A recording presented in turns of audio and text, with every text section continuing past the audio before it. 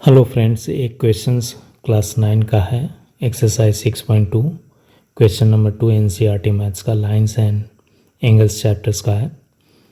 इस क्वेश्चन में कह रहा है कि इन फिगर 6.24, ये फिगर जैसे 6.24 है। In figure 6.24 A B parallel C D, ये दोनों लाइन पैरेलल है।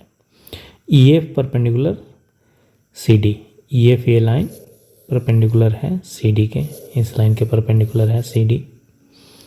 इसका मतलब ये एंगल कितना हो गया, ये हो गया 90 degree. F E D angle 90 degree हो गया। और एंगल दिया हुआ है, टोटल एंगल दिया हुआ है एंगल जी ई डी, ये एंगल जी ई डी, ये एंगल जी ई डी दिया हुआ है 126 डिग्री। ये टोटल एंगल है 126 degree. Find angle A G E, ये एंगल मान लेते हैं θ1। Angle G E F, angle G E F ये मान लेते हैं θ2।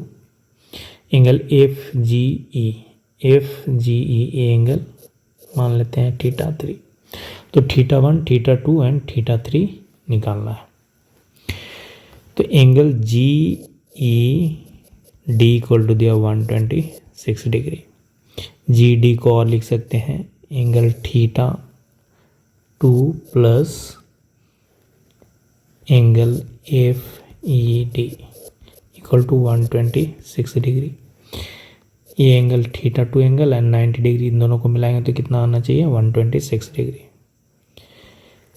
And θ2 plus angle F E D ये दिया 90 degree, plus 90 equal to 126 degree. तो θ2 यहाँ से निकल जाएगा, θ2 equal to 126 minus 90 equal to 36 degree. तो θ2 का वैल्यू आ गया 36 degree. Now E F perpendicular C D है, तो ई एफ इसके भी परपेंडिकुलर हो गया, ए बी के भी परपेंडिकुलर हो गया। तो ये एंगल कितना हो गया 90 डिग्री हो गया। Angle A F E, angle A F E equal to कितना होगा 90 डिग्री होगा, क्योंकि E F perpendicular A B है। क्योंकि A B and C D perpendicular है, ई एफ सी डी के परपेंडिकुलर है, इसलिए ई एफ ए बी के भी परपेंडिकुलर हो गया। तो angle A F E equal to कितना हो गया 90 डिग्री। तो अब ट्रिएंगल, इन ट्रिएंगल ई एफ जी, इस ट्रिएंगल में अगर हम देखेंगे तो क्या हो गया θ3 प्लस θ2 प्लस 90 इक्वल टू कितना होना चाहिए 180। Sum of all angles in a triangle is 180 degree, उसी को हमने यूज़ किया। अब यहाँ से हमें θ3 निकल जाए, θ3 प्लस θ2 कितना है 36 प्लस 90 इक्वल टू 180।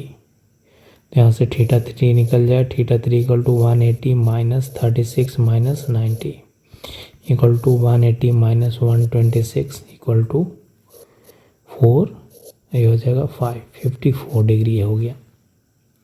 तो θ3 का वैल्यू निकल गया।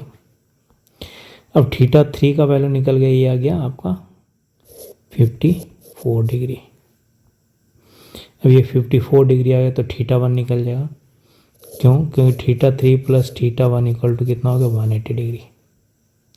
क्योंकि ये लाइन है ए बी एक लाइन है, और ए बी एक लाइन पे ई जी एक अनदर लाइन है जो कि इंटरसेक्ट करती है पॉइंट जी पर। और किसी भी पॉइंट, एक लाइन के किसी भी पॉइंट पर total sum of the angle जो होता है एक साइड में कितना होता है 180 डिग्री। तो θ3 प्लस θ1 कितना हो गया 180 डिग्री। θ3 कितना है 54 plus θ1 equal to 180 equal to कितना हो गया θ1 equal to 180 minus 54 equal to 126 degree. तो एक तो ये तरीका हो गया। दूसरा तरीका हो गया, अगर देखा जाए सी डी पैरेलल है ए बी का, एक दोनों लाइन है और एक ये लाइन है। इस तरह से ये दिया हुआ है सी डी, ये दिया हुआ है ए बी और ये एक लाइन है। ये एंगल कितना है, ये एंगल 126 डिग्री टोटल है, एंगल 126 डिग्री है। अगर दो पैरेलल लाइन को एक ट्रांसवर्स लाइन कट करती है तो अल्टरनेट इंटीरियर एंगल भी इक्वल होते हैं। तो ये भी कितना हो गया 126 डिग्री हो गया। तो इस तरह से भी हम ये वाली एंगल यहाँ पर θ1 निकाल सकते हैं, क्योंकि ये दिया 126 डिग्री है वाली एंगल, इसलिए θ1 एंड 126 ये वाली क्या होगी alternate interior angle. Alternate interior angles क्या होते हैं इक्वल्स होते हैं। तो इस तरह से हम θ1 θ2 θ3 इस केस में ये जो तीनों एंगल है वो हम निकाल सकते हैं।